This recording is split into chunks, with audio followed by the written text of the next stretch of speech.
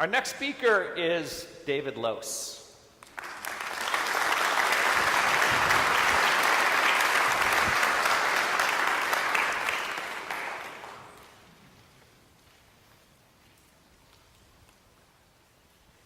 Okay, good afternoon. So I want to title this Rethinking Stewardship from the Ground Up. Have any of you watched the Home and Garden Network television station? We bought a home a year ago. We've had little projects, big projects along the way, and I've gotten just a tad addicted to some of those programs. Flip or Flop, have you seen that? Or the two brothers who do the renovations. And I'm always amazed. Actually, I watch those programs at my peril because they seem to be able to do so much more with so much less money than I seem to be able to do. It's kind of this recipe for failure. It's also important when you're thinking about anything from the ground up, restarting, rethinking, rebuilding, to recognize that the before and after pictures are highly deceptive. Because what's missing is that in-between picture when everything's a shambles and has been taken out and gutted. So it's fine to talk about rethinking stewardship or faith formation. It's another thing to be about that work. And if you're going to enter into it, be prepared to get dirty because it gets messy. But the results, when it goes well, are pretty amazing. All right, so I want to keep that in mind. I also want to tweak the theme a little bit. It's not just rethinking stewardship as far as I'm concerned. It's also, or really, rethinking generosity. Because stewardship, in my experience, across the board, flows from a generous heart. And what I appreciate about generosity is now we're talking about a value or an attitude or a behavior, and it's a little easier to make it concrete than it is something as large as stewardship. And I think both the first presentations, in part, were rising to that challenge, inviting us to think about stewardship more concretely. And I'm going to do the same thing by going immediately to generosity. Now, I think there's a key question that we're all invited to or working at along these lines, and that is, why is church giving declining? And you know the stats probably as well, if not better than I do, from 1970s to 2000, while median or per capita income went up 91% in the households of our congregations, and across the country, giving went down 19%. Mainline giving shifted from a little over 3% per household per year to just under 3%. Giving in evangelical circles dropped even further, but still remains at about 5% or a little higher. And in the last decade, the first decade of the 21st century, all those trends have continued. And that's the way we approach this. We think the key question is to answer that, to solve the problem. Why is giving declining? And my answer that I want to propose to you is that because giving, generosity, has everything to do with identity.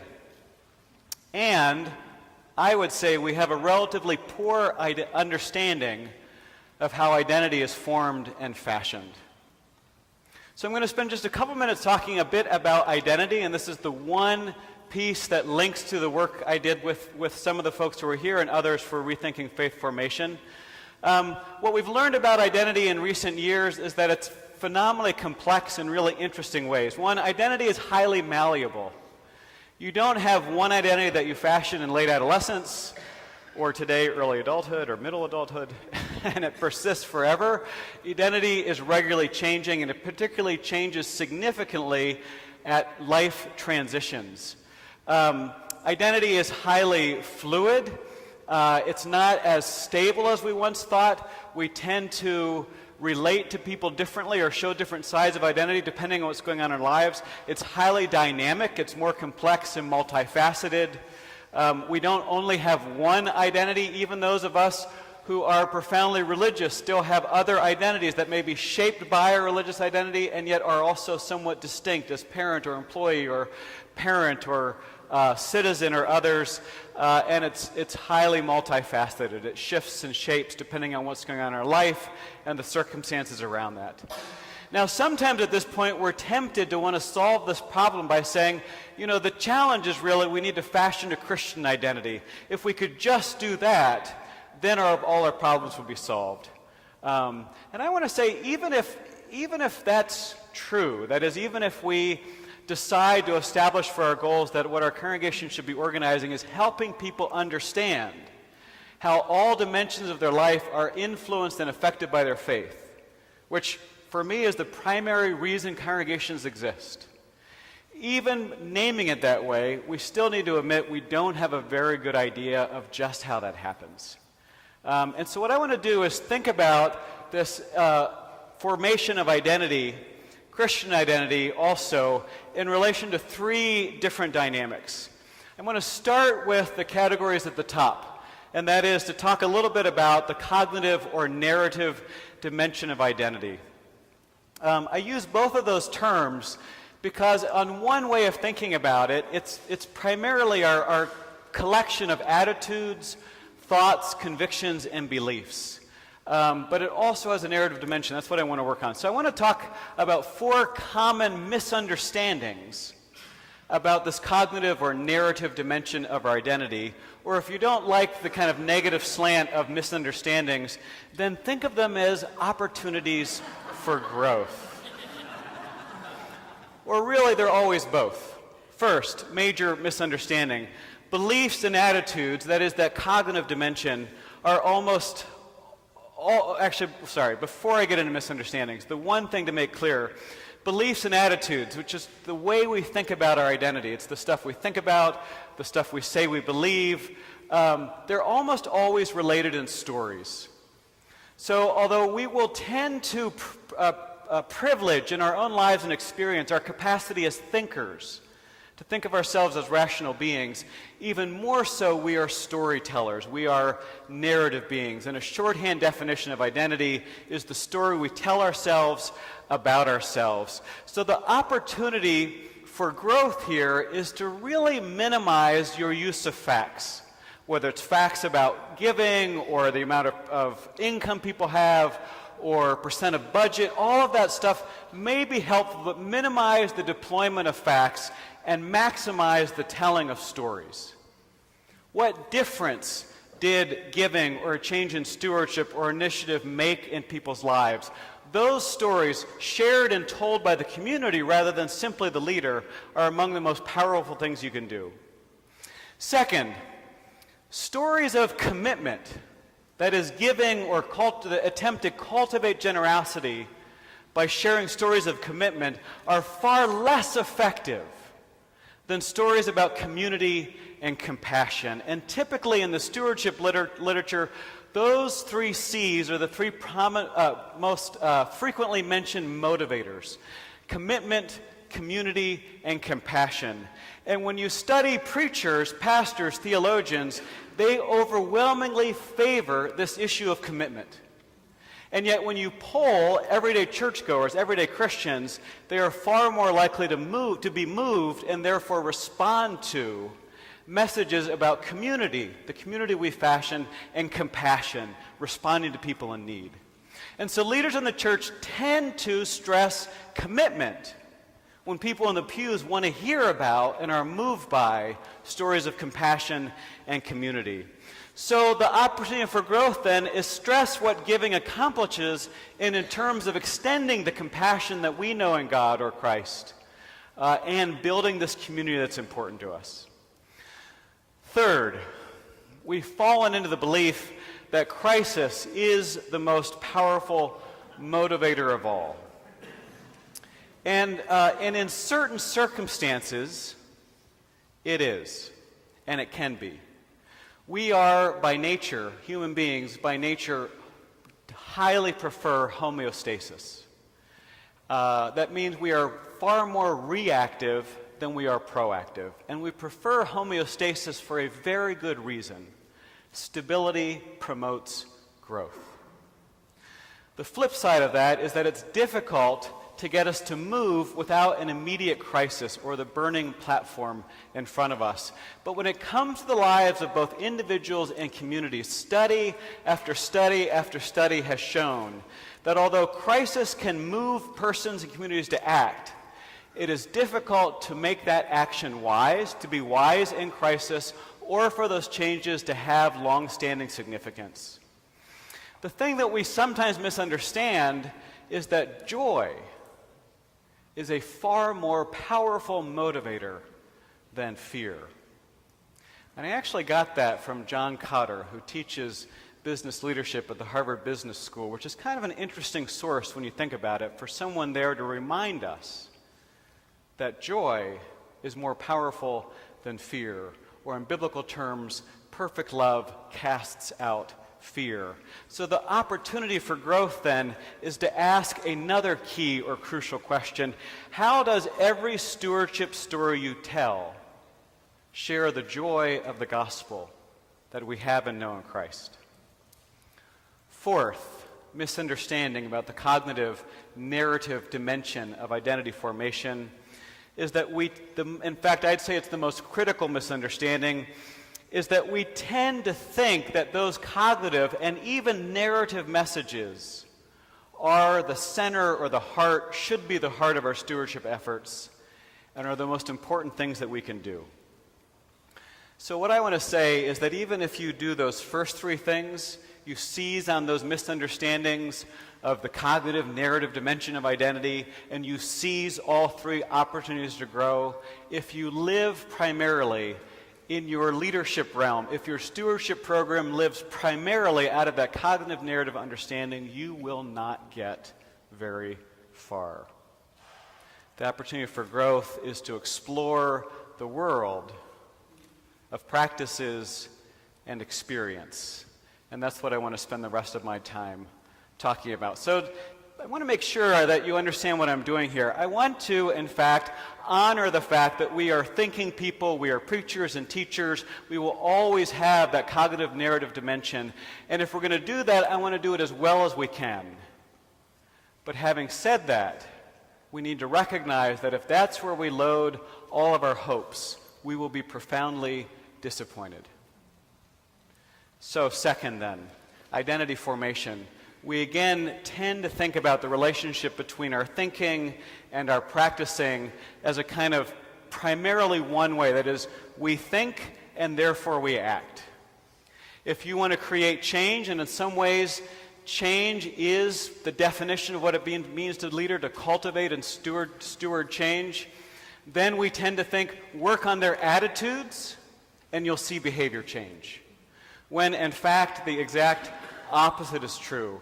That overwhelmingly, if you can get people to change what they are in fact doing, change habits or practices, it's their thoughts, beliefs, convictions, and attitudes that follow behind. Why? Two reasons. The first, denial. And I decided to risk a generational reference here with Sergeant Schultz. I bet there are a few people out there who have no idea who Sergeant Schultz is, and you are our hope for the future. But having named that, okay, do you remember? I see nothing, I hear nothing. Okay, awesome. Having said that, I need also to follow quickly and say I only watched Hogan's Heroes on reruns, I swear. All right. This issue of denial. Aristotle was the one who said humans are the rational creature. I want you to know, though, that Los says humans are the rationalizing creature. A guy by the name of Alan Deutschman, who is an editor and senior writer for the business magazine Fast Company, wrote a book called Change or Die, and he poses at the beginning this question. When people are faced with life and death situations, that is, their doctor has told them if they don't change their behavior, they will die. What is the percentage of people with all of that information that actually change? The answer, Deutschman says, is just over 10%. That is, 1 out of 9 persons confronted with undisputable information that if they do not change their habits, they will die, do not change their habits. Because the work of denial is powerful, and it is easy for us to rationalize and make excuses, and the overwhelming pattern of our habits prevails. Second reason why, though, and that is a term that psychologists use called cognitive dissonance, which essentially names a conflict between our beliefs about ourselves and our actual actions or patterns in the world. If you ever had an introductory psychology class or social psychology class, you encounter cognitive dissonance, this conflict between what we say we believe and what we actually do that finally is so uncomfortable for us that in a very short order it becomes intolerable. That is, it's difficult for us to live. I don't think this is true unconsciously. I'm sure my own life would be an example of multiple unconscious contradictions between what I say and what I do. And I'm guessing there are a few other people in my tribe out there. But when it comes to a stated profession of belief and public activity, which is in sharp contrast, that creates a level of discomfort that we will do a significant amount to alleviate. And precisely because we are highly cognitive, thinking, rational beings, and that is such a articulated part of our own self-identity, that is part of the story we tell ourselves about ourselves, is that we're rational. We will typically change the way we think to match behavior, because thinking and attitudes, again, is far more malleable or far more wed to our actual behavior. So then I want to think then a little bit more about this issue of our habits and our practices and the role they play, or the behavioral dimension of identity. Which brings me to another key or central question. Why is changing behavior, when you think about it, whether it's a change in diet or exercise or the amount of time you spend watching television or the food you have for breakfast or your pattern of being interrupted by because you can't stop checking email, why is it, even when you've isolated a damaging, detrimental behavior, they are so darn hard to change? The answer is quite simple, because change in general is really darn hard, and we often misunderstand the dynamics of both habits, practices formed into habits, and change. So first, a couple words about habits and practices, and this might be the central thing for us to understand. Habits serve an incredibly important purpose. Habits allow us to conserve the overwhelming majority of our mental activity and energy. They've done MRI studies where they will wire someone and kind of read the activity of their brain while they are learning a new task. And it can be really simple or rudimentary. These aren't complex tasks. Any new tasks. And the amount of mental energy and activity skyrockets. But when someone practices that task over and over until it becomes habitual, then that level of energy, attention, activity plummets, which frees all of that up for you to do other things. How many of you remember what it was like to learn to drive? Do you remember being like hyper-vigilant and anxious? Let me just ask this a different way. How many of you have had a child or grandchild learn to ride and you've been in the car? And then you were really hyper-vigilant. When you're first learning to drive, or maybe more recently, if you're exploring a new route to work, or finding a new restaurant, or going to a new mall, whether you have Siri or Google Maps or some nav system or not, you are thinking and paying attention and working so hard because it's brand new.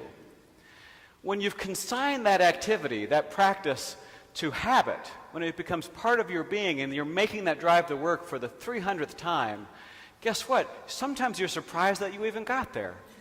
You've been thinking about the day before, what's coming ahead. You have so much freedom to think. That's the purpose, the entire purpose of habits. And because that's true, it means habits need to be dependable.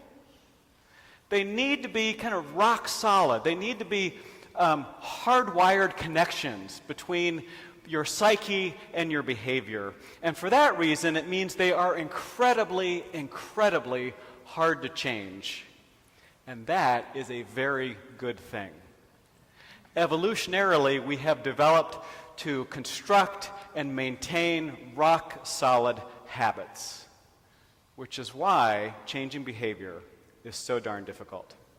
Now, with that in mind, then, I want to think about three principles, or three, I'll just call them principles, three principles of changing habits and practices. Number one, change is difficult in groups. but it's nearly impossible alone. This is the profound genius of AA or other groups that invite people into a fellowship of people in the midst of change. Changing addiction or patterns of eating or spending time is so difficult that support groups are absolutely essential if you want to make fundamental change. And one way to think about ways of organizing the congregation are, in fact, what changes are most essential to our community as individuals and for us as a culture, as a congregation. Those are the places we need to build manifold levels of support, but particularly opportunities for people to gather together and support and encourage each other in that change. Second, and this is a little counterintuitive, big change is often easier than moderate or incremental change.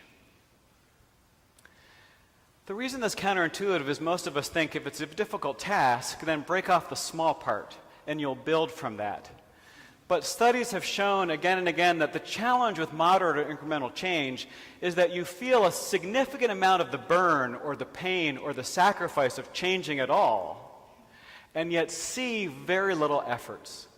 One of the huge studies along these lines dealt with diet. Have you ever heard of the food guru named Dean Ornish? He's the guy who proposed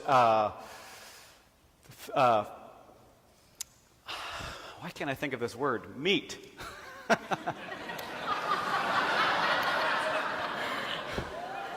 Yeah, all I can say is who knows what's coming next if I can't remember meat. Here's the guy who encouraged very low-fat, very lean meat diets. Dash diet. Is that the one? Okay. One of the persistent challenges in the medical community was that persons who were suffering from heart disease and prone to heart attacks had a very difficult time maintaining changes in diets. And the dominant way to approach this was to lead them into incremental change. One thing would build on another, and so forth. And the success rate was the same as what Kreutzmann found. It was 90% failure. Ornish came along and said, what they need is a big change. And he advocated making massive changes supported by groups and by information and by counseling. And the medical community was very skeptical. Mutual of Omaha came along and said, we'll give you a try. They had 330 employees who were at very high risk for heart attack. And for 1 year, Ornish planned out this regimen of eating differently and exercising differently, and they not only had literature, but they had regular support groups and were made available to them dietitians and psychologists and others. And they did it for 1 year and then checked back 3 years later. Right? So 1 year of consistent support, and then they tested 3 years later, and 77% of that group had persisted in the new set of habits, which saved Mutual Omaha. I think they invested about $150,000 in that 1 year. It saved them $30,000 in anticipated insurance costs times 330 individuals. So big change is often easier to accomplish than small change because you see it and identify it and own it and get excited about it. So when you think about change, think about something worthwhile. Think about starting with something that's going to make an impact. Third, if the change matters, then absolutely everything needs to be affected. Change, that is, needs to be holistic. Change to work needs to have the support not only of communities meeting in small groups or support groups, but also of the rest of the organizational structure. Because when you try to change one element of a congregation or a community group or a seminary, did I say that? Or a seminary, and imagine that the rest can go unaffected, then you are doomed to failure. The center of gravity of the system is simply too powerful. So the question we're asking again and again is, if you care about this change, is everything we're aligning, is the newsletter and the preaching and worship and pastoral care and the way we organize our church council meetings and the way we invite people into, is all of that changing to be in alignment with what we've said is most important? All right, identity formation, cognitive narrative, habits and practices. Just a word or two about experience. Again, we tend to think that experience is those things that happen to us. We regularly have experiences, then we process them rationally, because we do. We reflect on our experience regularly. But again, studies show that the power of the experience to shape our thinking is greater than the power of our thinking to shape our experience. And interestingly, those two, experiences and habits and practices, tend to mutually influence each other in a relatively similar way. So just two things about the power and the role of experience and identity formation. One, experiences, both good and bad, do in fact invite reflection, cognitive change, and adjustment of practices, change in habits. Which means one of the tasks of a leader is to pay attention to the experiences individuals and a community is having. Those are good experiences and bad. If you've ever heard that phrase, never let a good crisis go to waste, that's part of what's behind that. There's an experience there that is focusing our attention. Now, seizing on crisis, again, is not enough for sustained change, but it can be one set of experiences that we cultivate to invite reflection on the way we think and a different way of doing things. Secondly, though, and I think this is the one that leaders often forget, experiences aren't simply those things that happen to us.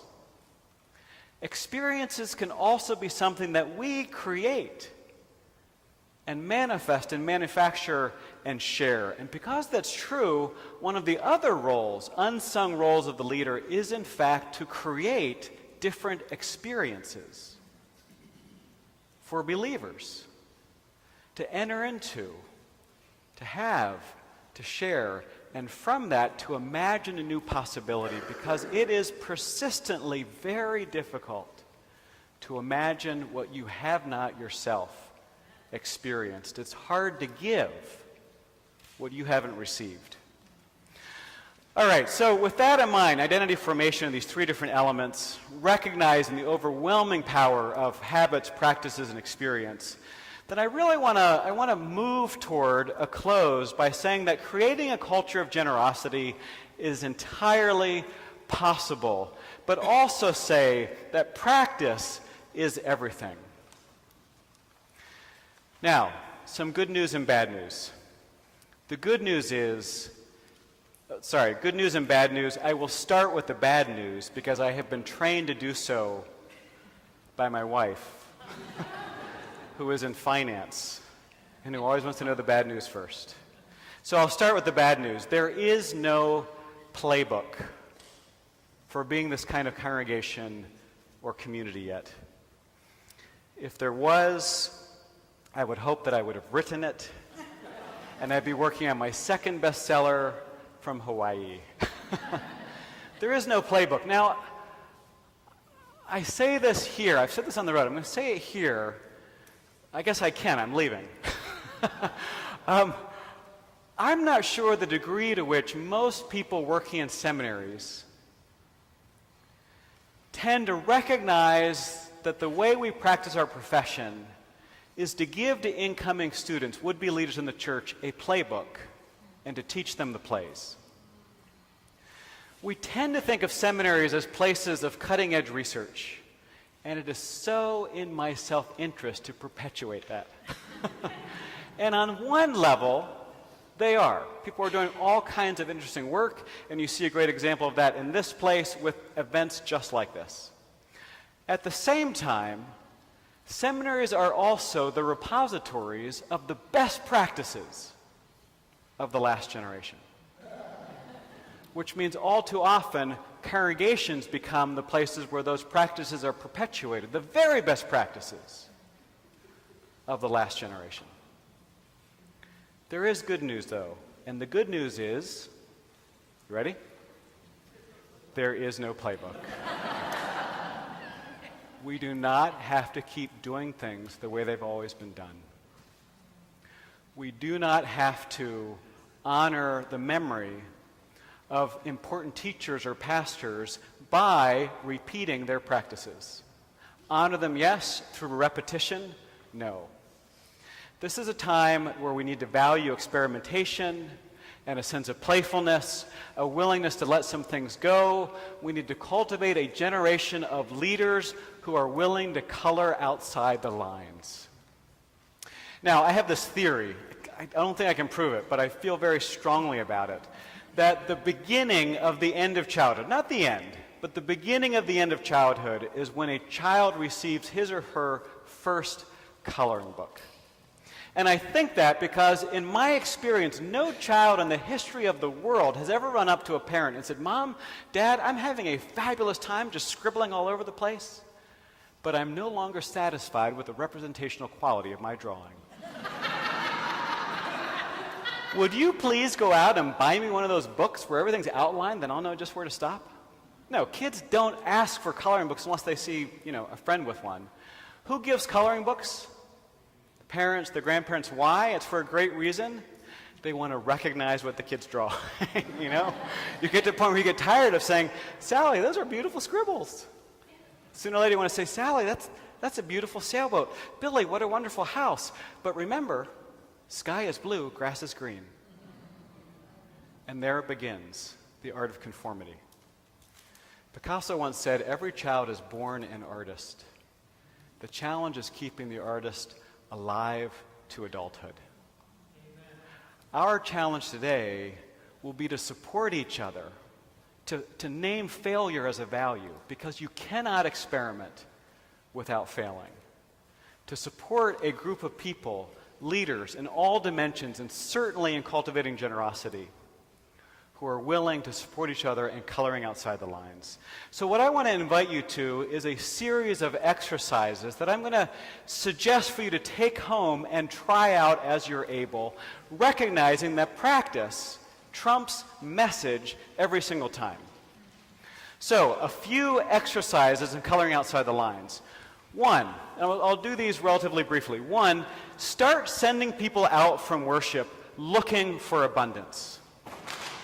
This very Sunday, most of our churches will be reading a story from Matthew about the feeding of the 5,000. And in the middle of that story is what I think is the real miracle. When the disciples come, let's set the scene again. Crowds have followed Jesus to this deserted place. He has been, out of a sense of compassion, healing and teaching and spending time with them. Evening come, and the disciples come to Jesus and give Jesus some orders, which I think is really interesting. They come to Jesus and say, "Send them away so they can go buy food," which is ridiculous because they're in a deserted place, and which is insulting because what we call food scarcity is the norm in the ancient world. They do not have money to buy food.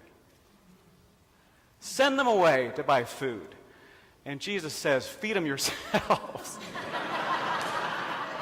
I love that. Feed them, yourselves. That's what I'm imagining.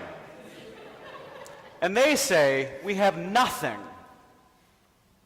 We have nothing but 5 loaves and a couple fishes." And Jesus says, "Bring them to me." There's this profound, miraculous shift, or really at this stage a conflict between a theology, a worldview of absolute and utter scarcity, and one of tremendous abundance. And then what does Jesus do? He gives thanks for what they do have in words that reverberate with the words he'll also share at the Lord's Supper, and shares it all, and all are fed. I want to invite you as an experiment, whether it's this week or in the weeks to come, to make hundreds of little paper cutouts of loaves and fishes and give them out week in and week out and send people out to where they see God providing for the vulnerable. And invite them to bring those back and start plastering your walls with the miracles that God continues to do in our communities and in our lives and in and through every one of us. Exercise 1. 2, Start working at cultivating what I would call faithful dependence. Here, another verse from Matthew, the sending of the 70, when Jesus says, "You receive without payment, now give without payment. Take no gold or silver or copper in your belts, no bag for your journey, or two tunics or sandals or a staff. Laborers deserve their food." He's sending them out dependent on the generosity of others. Because if you're going to be a leader in this church, you need to be comfortable with dependence. It is not all up to you. And through the generosity of others, God, in fact, supplies your needs, our needs, and we learn greater trust and confidence in God's generosity. Two possibilities here. First, form some simply enough small groups. Congregation in the Twin Cities a couple years ago had a small group or two that read Adam Hamilton's Enough and then contracted with each other for 6 months to buy nothing new other than food to put on the table. No new TVs, no new suits, nothing new, appliances. And they met, the key to the success was meeting weekly or bi-weekly for prayer, for Bible study, and conversation about how it was going. Because so much in this culture is set up to convince you that you do not have enough. Indeed, you are not enough. And out of that insecurity to drive you to buy. Can we set up some simply enough groups and have people experiment with living into the psalmist's promise and declaration that because the Lord is our shepherd, we will not want? Or conversely, or additionally, what about fashioning some places to talk about what it is to be faithful with our finances? Groups that are willing to meet and talk about how hard it is even to talk about money. Part of another grant project we did, Vibrant Congregations, we polled people as to how many of them had heard in their household growing up their parents or a significant adult talk about finances from the perspective of faith. And the number one answer on a scale of 1 to 5, 1 being never, 5 being regularly, was never.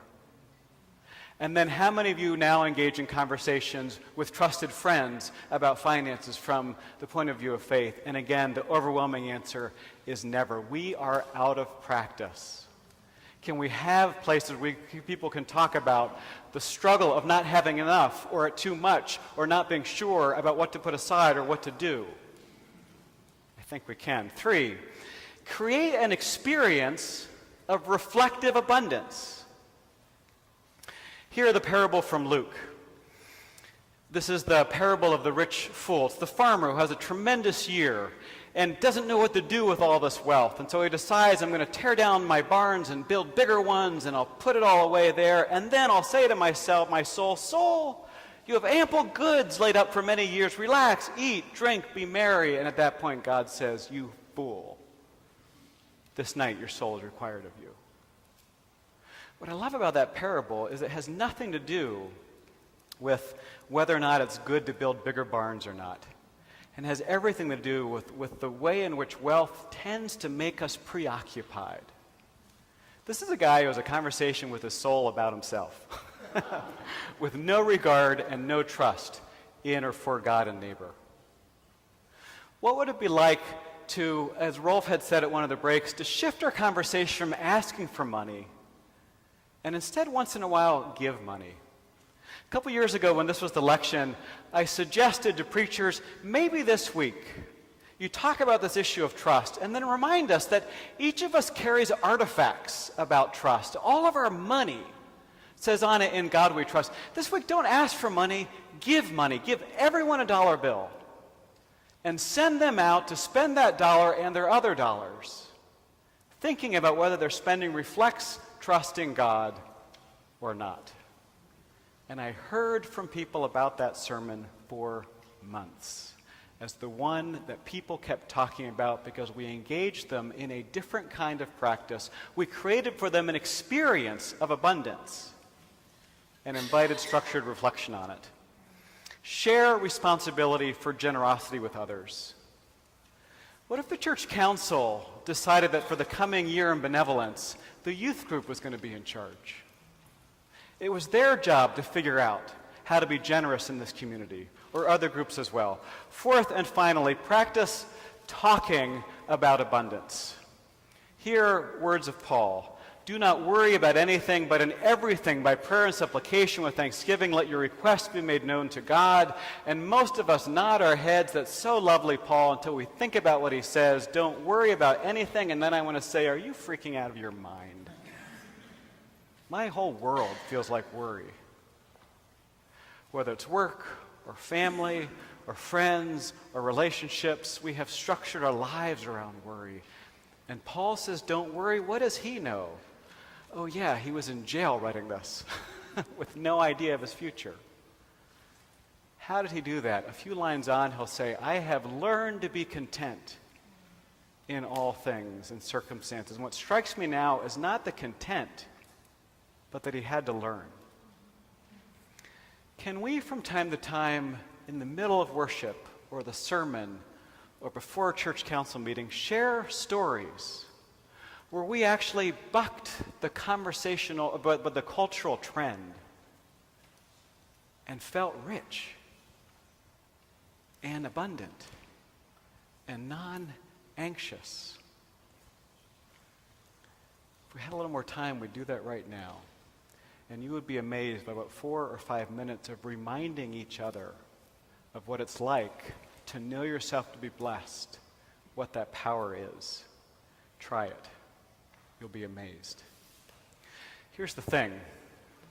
This work that we're talking about, in the end, it's not rethinking, it's redoing. And redoing is hard. It is hard work. But it is also good work. And so let me end with these words, also from Paul in his letter to the Philippians. I thank my God every time I remember you, constantly praying with joy in every one of my prayers for all of you because of your sharing in the gospel for the first day until now. Thank you. Thank God for you. Amen.